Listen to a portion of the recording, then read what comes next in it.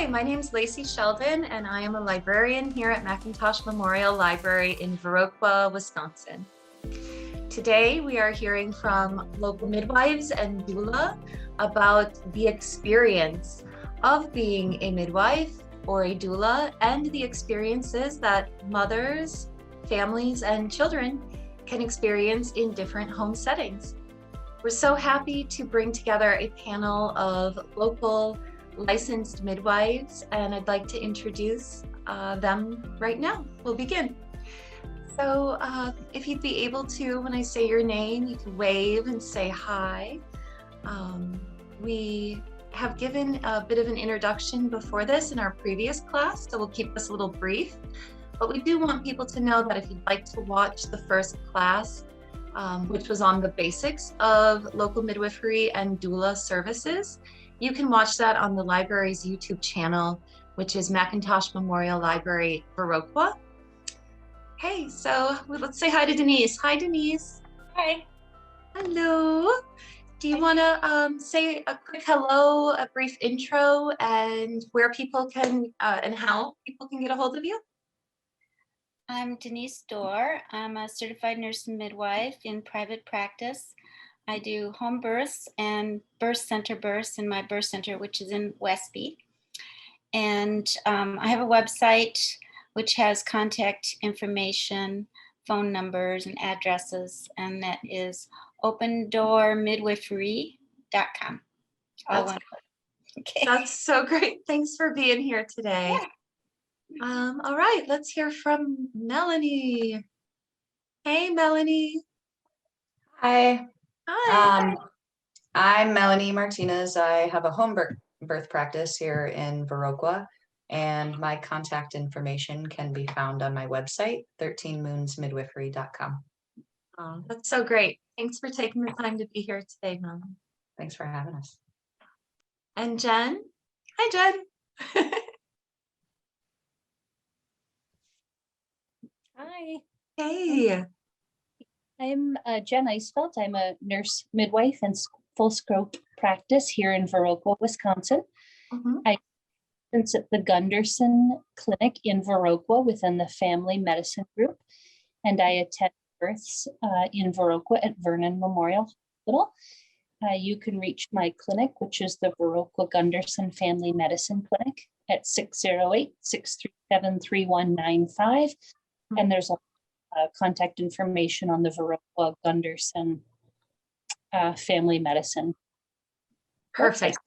Oh, that's so perfect. Thanks for being here today. And Jess.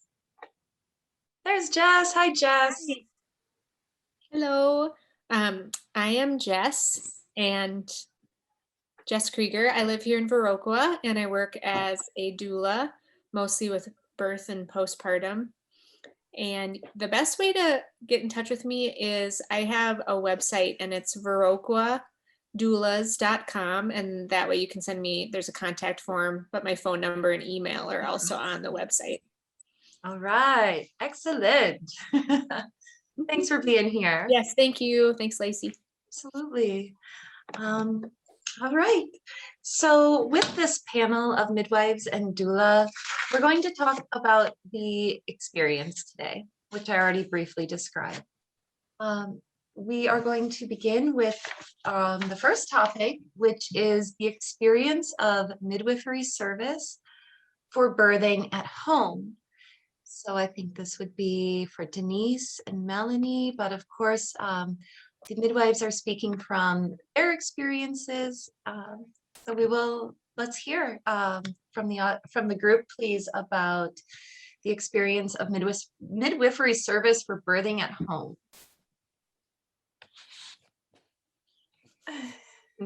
So any of us can just talk? Sure. Yeah, absolutely. Okay. Well, just for a little background, I guess, I had my first two children in hospital, and they are 46 and 42 years old. So that was a long time ago. And I didn't, like so many women, I didn't know there was any other options. And then when I was pregnant with my third baby, I met some women who'd had home births with doctors. There used to be a large home birth practice in the Chicago suburban area that some doctors were doing, but they actually sent out midwives, but they didn't call them midwives. They called them their nurses, but they were actually midwives. It was kind of underground midwifery, still is in a lot of places. And I planned on having my third baby at home. And I didn't really know anything about midwifery. I just didn't like being in the hospital. My mother had died in a hospital, and it just was not a comforting place for me. And so I was planning on having this group of doctors as our attendants. And when I was only a few weeks away from my due date, we moved from Illinois across the state line into Wisconsin. And I found out that the doctors were not licensed in Wisconsin, and they would not attend a home birth. They wanted me to come to do a hospital birth with them. And I was like heartbroken because I was all excited to not have to go to a hospital. And as I was leaving the office, the nurse slipped a paper into my hand without letting anyone see. That's how underground it was. Turned out she was a midwife. They couldn't call themselves midwives because it wasn't legal. Yeah, still in some states it's the same. And she gave it. It had a list of midwives and phone numbers on it who practice in Wisconsin. And even though I was 36 weeks at that time, I called the closest midwife and we went to see her, and I just felt totally comfortable with it. And then I had my baby actually early, like a week later. I only met her once before. But it was a fast birth, and she made it, and her assistant didn't even make it. And I was just sold. It was so wonderful to be in my own home. I felt so much more relaxed and in control of the situation. And that I was a teacher before then, and that's what inspired me to study midwifery. Okay. Wow. Thank you for sharing your story. You know, that you yourself are a mother and you're assisting other mothers bringing their babies into the world. It's really, really so great to hear your story. Thanks for sharing that. Yeah, sure. Maybe we could see if there are anyone else on the panel who would like to offer up the experience of midwifery service for birthing in a home setting. Sure. I really like that the postpartum care for home birth midwifery, and actually I would say I'm guessing birth center midwifery as well, as like all of the postpartum visits. You know, well, for home birth specifically, my clients don't have to get up and get dressed and load themselves up in the car and come for a visit. I go to them and I see them right away at 24 to 48 hours, and then again at a few days or a week depending on their needs, and then I see them several times throughout the 6 weeks. I really like that aspect. And then also the lactation support, I think, is really nice to be able to also be at home and have somebody come and help with any sort of lactation issues that might be happening for people. Yeah. That's that aspect of it. Yeah, absolutely.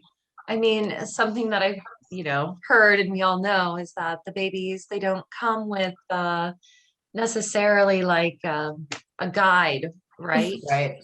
They have to learn how to do it properly. Right. So I think, to be able to step in there, and a part of that, services offered for birthing at the home is to be able to visit them and the very, very brand new baby in their home space too, and be able to take care of them is just an awesome service. I mean, that's really lovely, huh?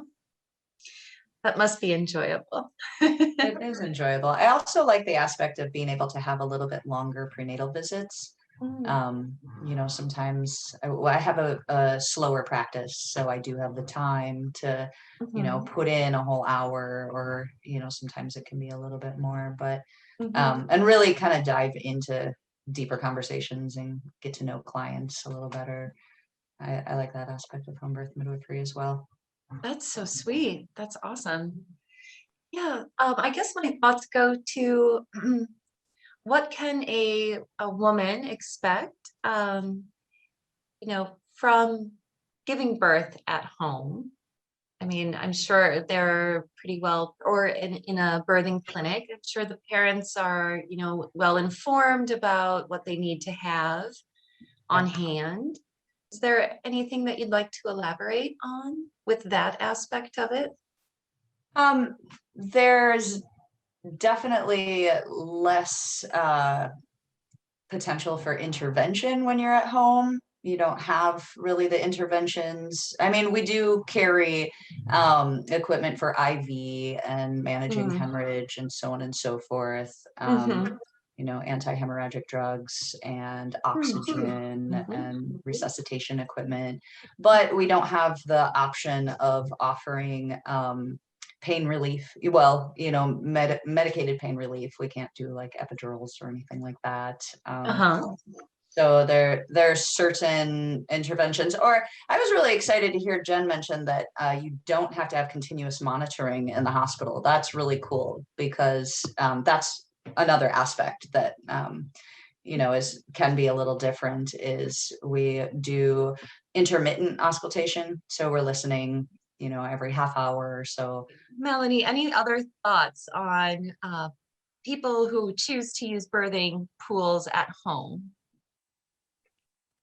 Other than it being pretty straightforward, same as having a baby out of the pool. It's pretty much the same. So what kind of pools would people use in a home situation? I mean, there's a few options to choose from. I've definitely delivered babies right in people's home bathtubs. That works too. But there are birth pools. There's like the Aqua Doula. There's a birth pool in a bag or birth pool in a box. There's a few different ways people like to do it. People even use like horse troughs, things like that. I've heard of that. I have a family member who purchased a new one and just used that because it's the right size. So that seems really clever and effective. So, okay. Denise, you could speak to that a little bit too. You've got a birth pool upstairs. Yeah, I have an Aqua Doula pool, which is like a firmer one upstairs at the birth center where we do births here. And at the home births, most of my clients usually buy an inflatable pool, which is affordable, and then they have their own, and they can keep it for other babies or use it for a waiting pool for their kids when they're older. And that works fine, and they can put it, you know, wherever it's they can set it up in a good spot. It's movable. Now, do most women labor in the pool and then come out to deliver, or what's your experience with that, Denise? What is your estimate of people who decide to move from the pool out of the pool? Well, it varies a lot. Some women who have they come to me because they want a water birth at home, and then don't ever get in the water.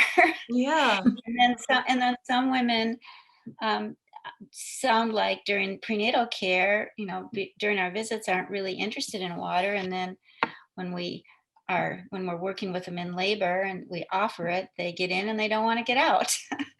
So it really varies, but sometimes women labor in and out of the water. You know, they get in the water for a while, it feels good, and then they want to get out and move around. It's just a really nice option to have.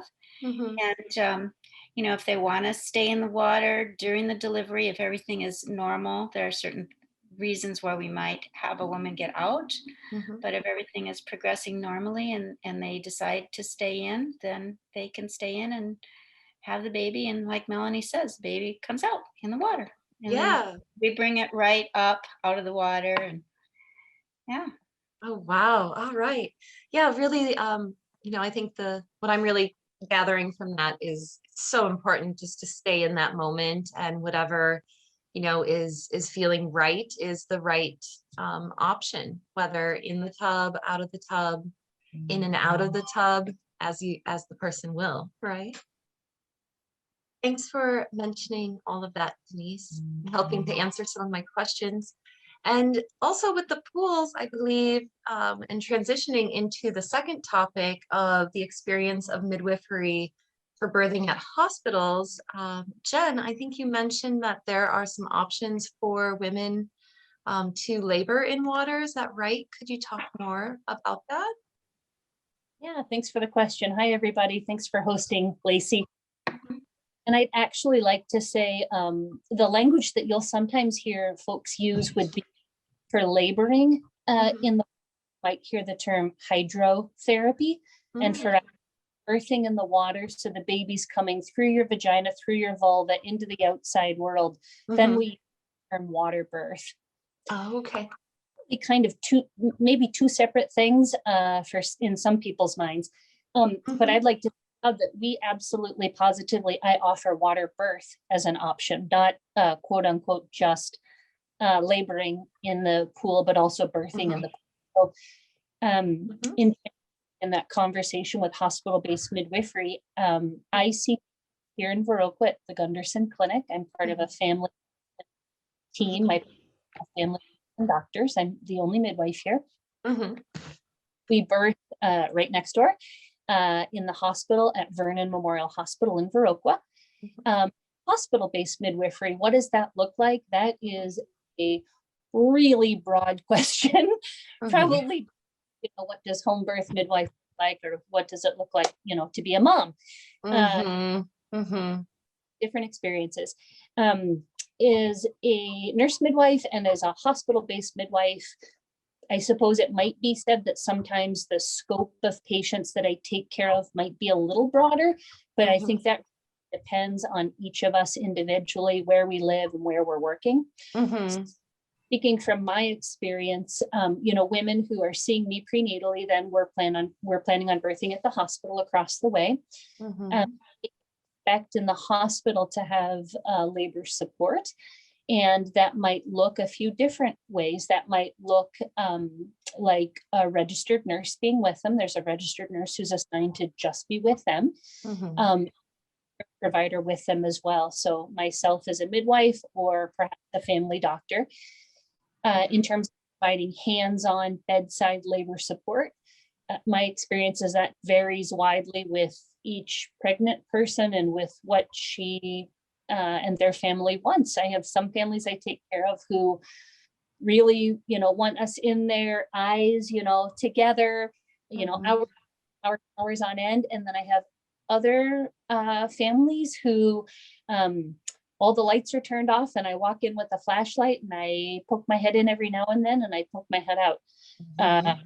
So that's really, in terms of the labor support up to that birthing person and their family.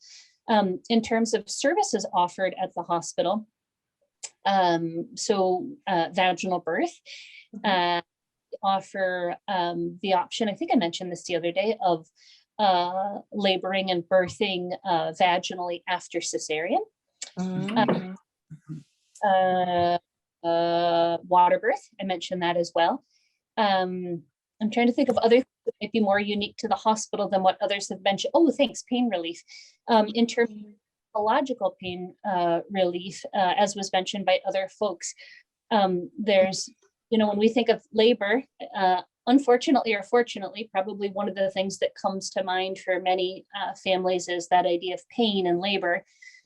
And hopefully with lots of talking prenatally, lots of education, our goal is that families enter labor with some kind of a realistic expectation. But boy, how can you know what to expect, when you haven't been there? I would say that we pride ourselves on being able to offer many things for pain relief, and that begins with education and with bedside labor support, and with very, very strong encouragement for doula support as well. And then when we move into pharmacological options, pharmacology and medical, like using nitrous oxide for labor. And so nitrous might be familiar to some folks from the dentist's office. It might be familiar to some folks if they've witnessed babies being born across the pond in England or in Western Europe. It's much more used. So nitrous oxide, when used in the birthing room, is actually run at half the strength, 50% nitrous and 50% oxygen.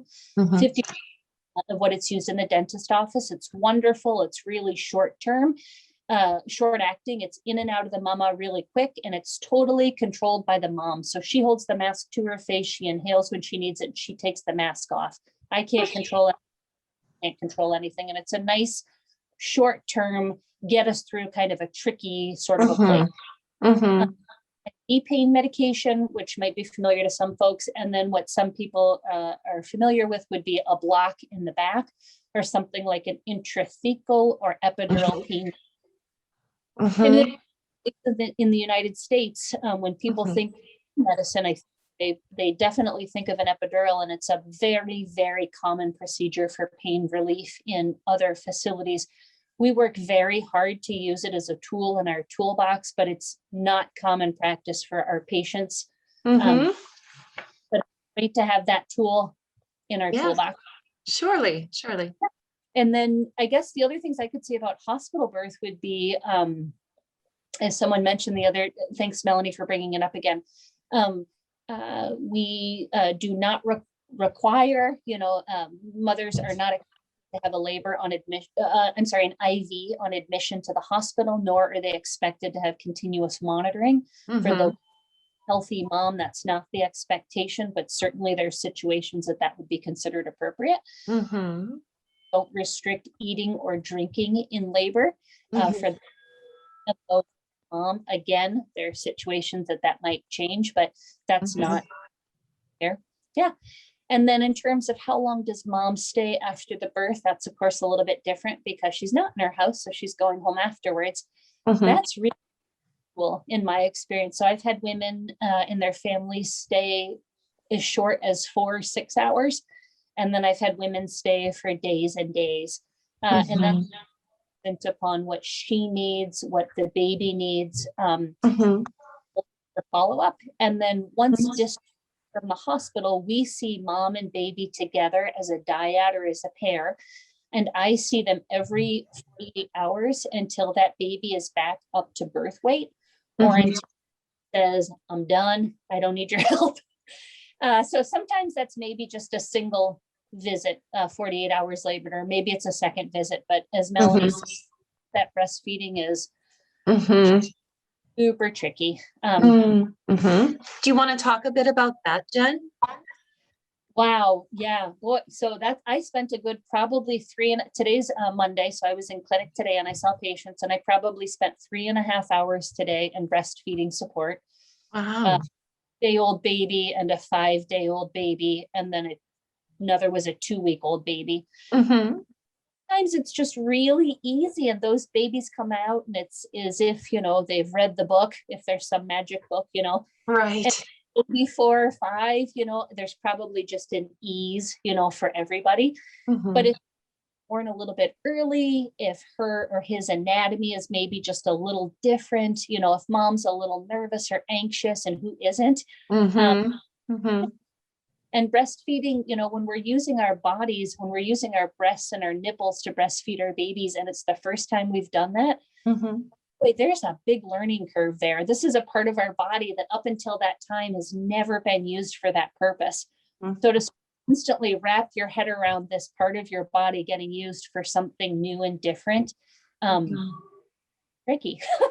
Right. And the support that you've got, partner support and mom support, or cousin and sister support. You might have people that are saying, oh no, just do this or just do that, and though they mean really well, they can sort of undermine that good healthy breastfeeding mom baby relationship. So I guess it's a long way of, our job or my job is to be there to provide support in whatever way that's helpful.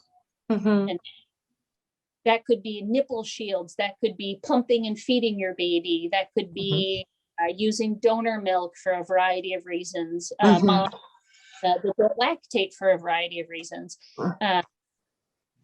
Yeah, you name it, we've probably all as a group done it before. And breastfeeding is such a gift to your babies. And we are so proud in each and every drop of milk that they get. And breastfeeding looks really different for each family. And that's great also. That's so amazing. Thank you so much for your comments today. Really, thank you so much. Lacey, could I make a comment, please? Yeah. Hi, Amy. Let's Hi. hear from Amy. You Glad know, you could make it. in terms of the pain relief, I remember this so well. I took care of a woman in Milwaukee who was a physical therapist, and she came in and said, I want to use TENS in labor. Do you know what TENS is? Transcutaneous electrical nerve stimulation. No, I have no idea.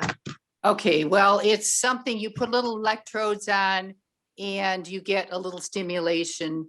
Anyway, she was a physical therapist. She wanted to use this. She did use it. It worked very well.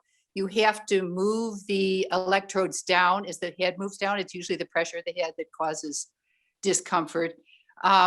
And when she said she wanted to do this, I had to go to the backup physician about it. And he said, did they do it anywhere else in the world?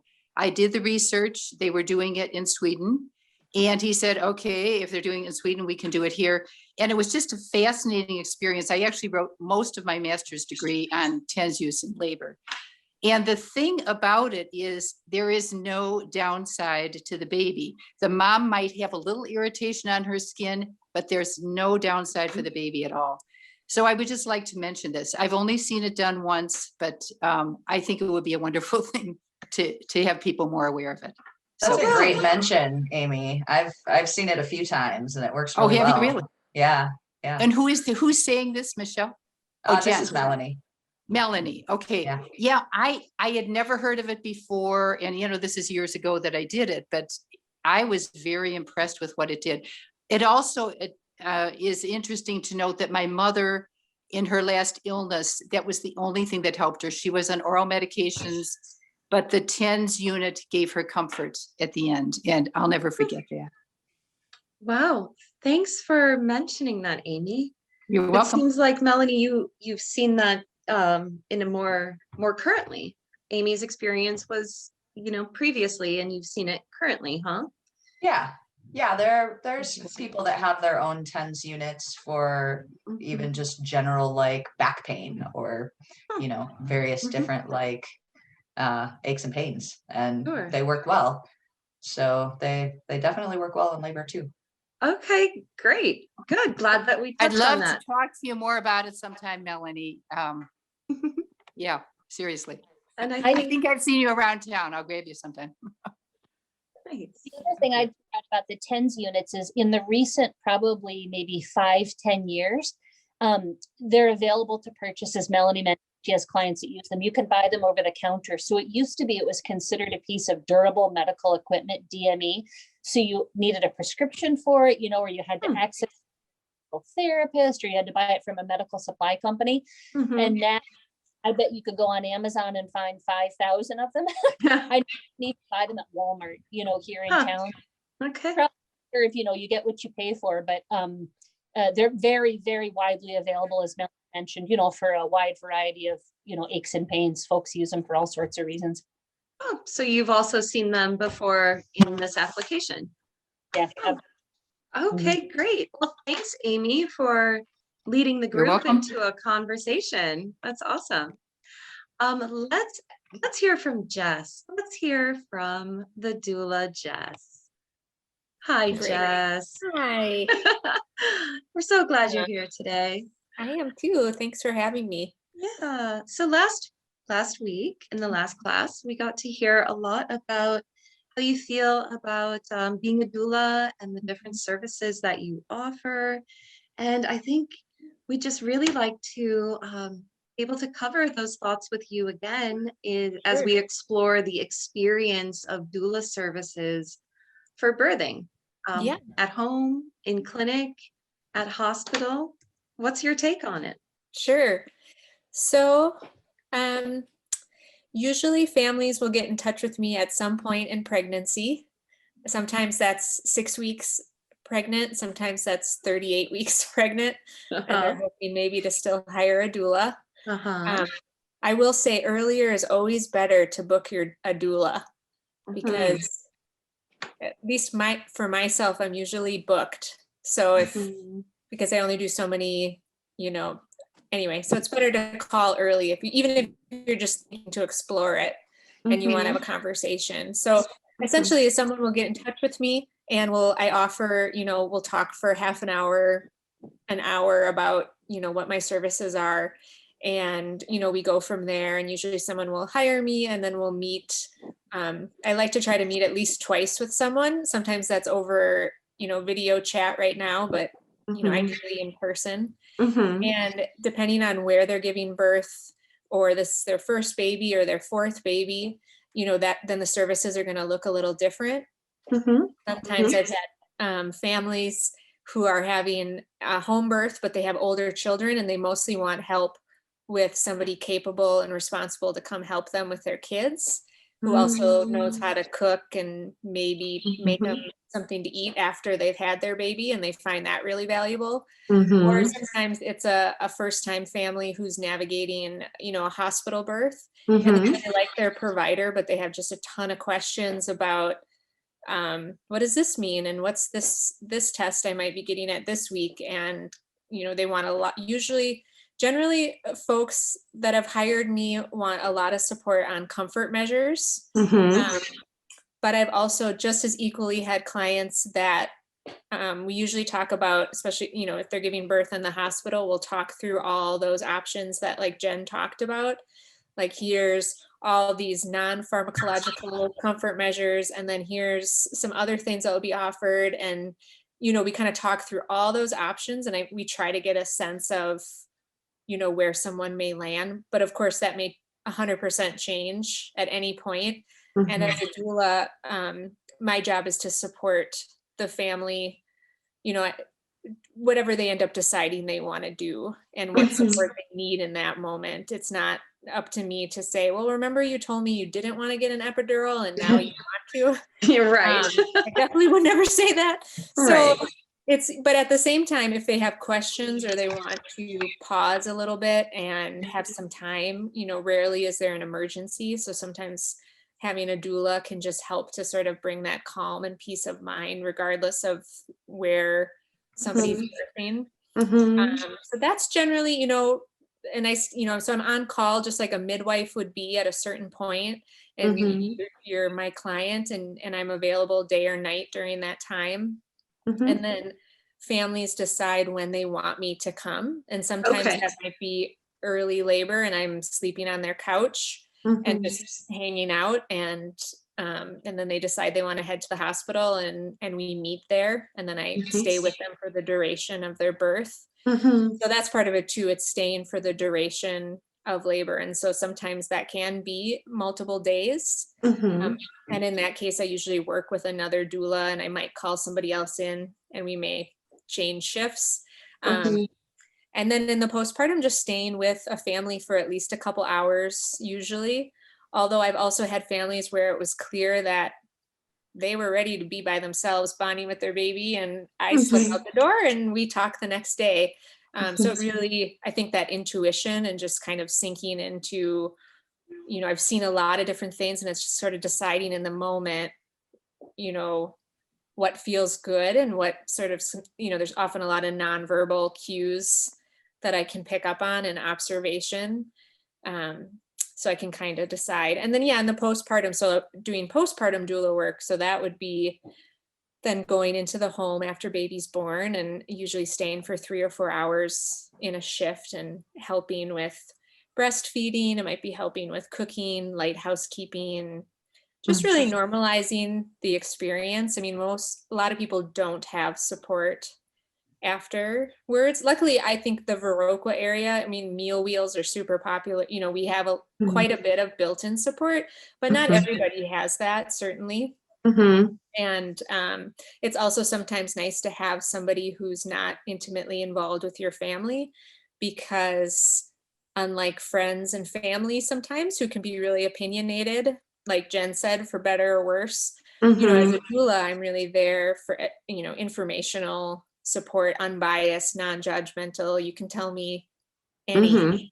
Mhm. And um, I probably won't, I'll be like, okay, great. Well, let's talk some more about that. I'm just not going to be phased by it. Whereas your friend might, you Mhm. know, right. You might be nervous to talk to someone.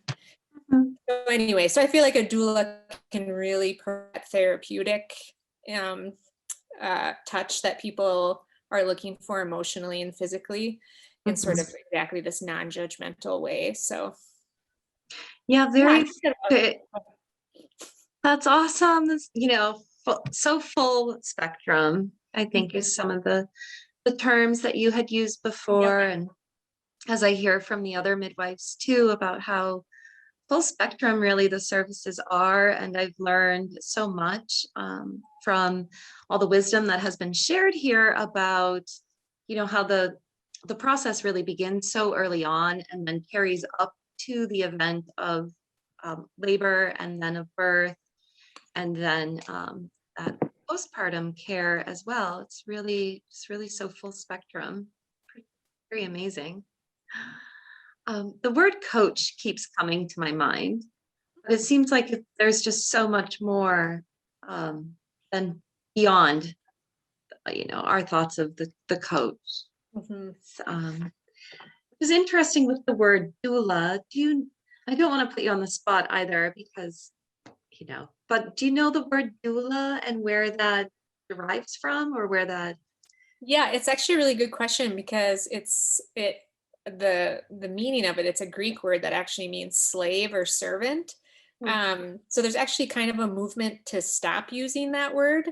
Unfortunately, it's really kind of grabbed hold but it's especially a lot of like doulas of color are kind of like, wait a minute, why are we using this word that means slave? Like this doesn't work for me. So yeah, it's tricky. So that's what it means. I mean, it's basically I guess a servant which certainly is part of being a doula. You know, as far as like the emotional and physical support. I think servant, And do you there's a know little bit of a different feeling there. what is the yeah what is the initiative's idea to replace the word with? Oh, sure. So some people will go as a birth worker. So I Okay. sometimes use that, although unfortunately then it only talks about birth, which is only part of what I offer. So it's a little tricky. Sometimes people say like birth keeper, labor assistant. I've heard that actually the first doula group that I trained with, they actually didn't use the word doula at all. They used a labor assistant. So, Interesting. but that could mean different things too. That could be like you're a midwife's assistant at a home birth, you know, versus a doula who doesn't do medical things. So there's not a great replacement. So I'm not sure. I think it's just like so many things in our culture right now. We're in some really sticky spots. And this is one of those conversations that is coming to light. And I'm really curious to see where people go with it and try to find something that's feels better for more people. Absolutely. Thanks for carrying that conversation into this arena too, with a lot of respect and transparency. It's a really great conversation to have. Yeah. That's excellent. Thank you again, Jess. Let's switch into our other topic, and then we will be looking towards wrapping up our program for the day. The fourth topic then is the benefits of midwifery and doula services for mother, child, and family. So we've talked a lot about all of the services, and I think now is a great time to just, you know, send out that passion for what you do and advocate. It's definitely a great time, great place to advocate for the benefits of midwifery and doula services.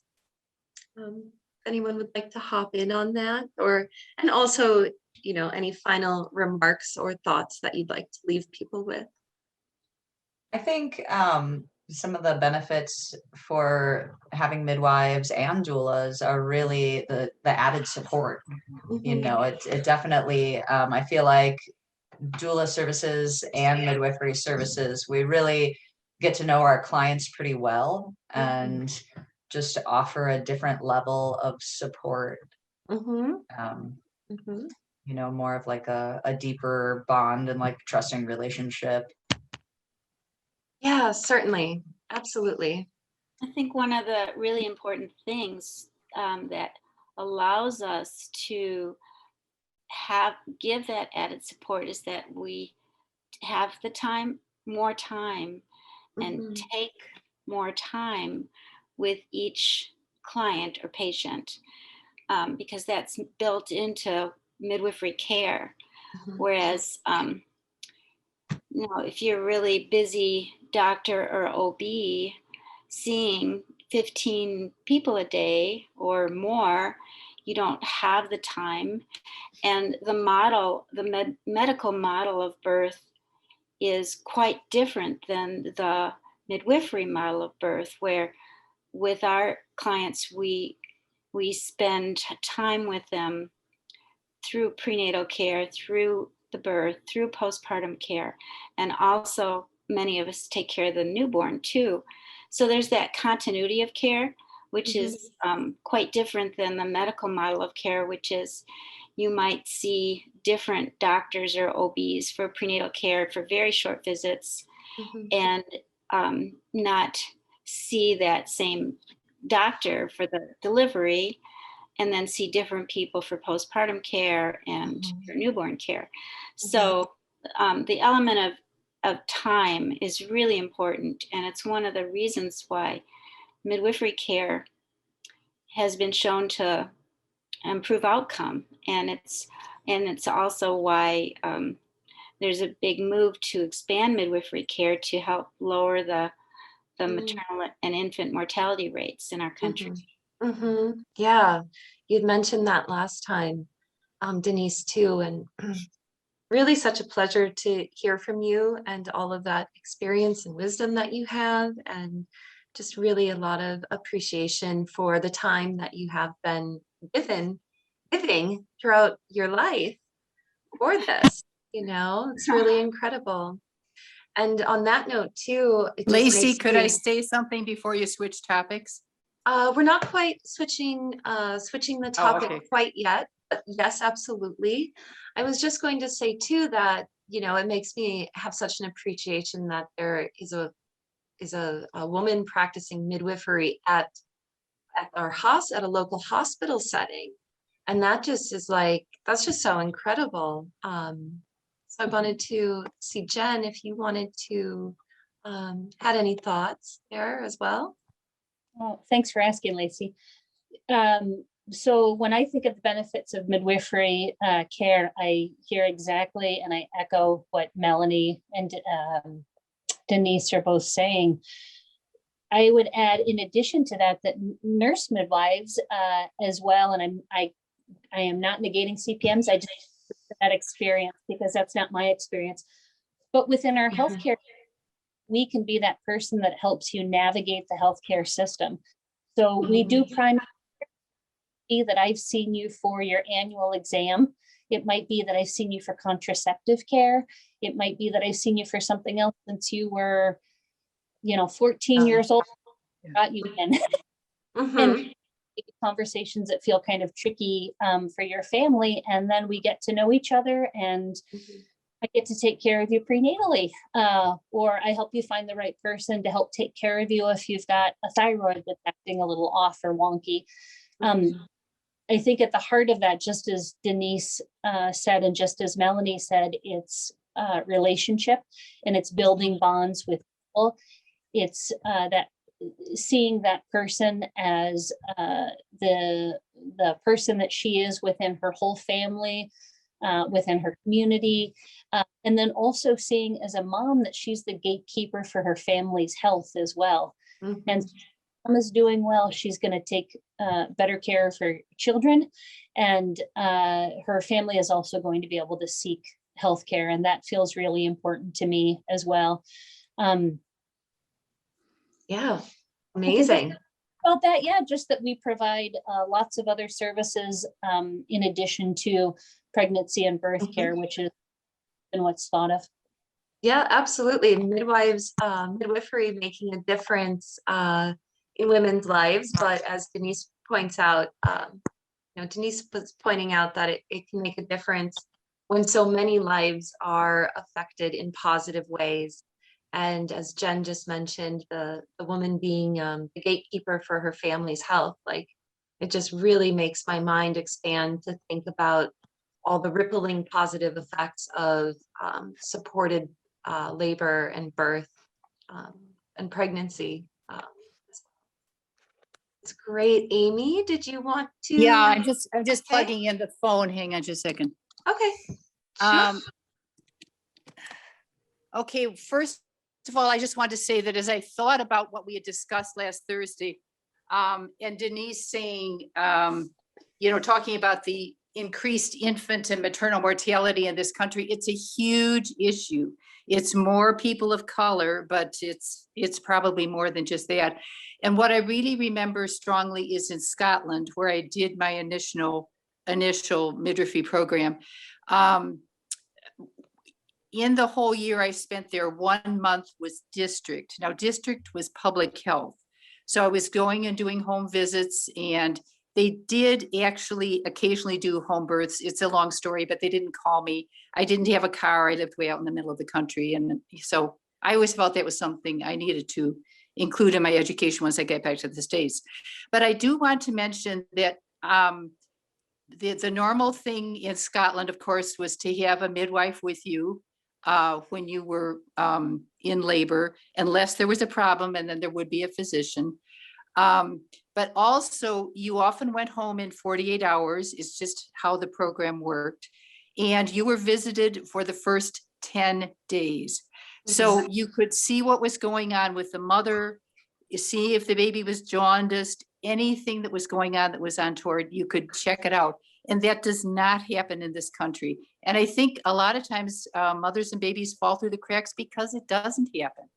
I'm thinking of very frequently, it wasn't always the people I necessarily was taking care of, but after a C-section, the mother was back to work within a month.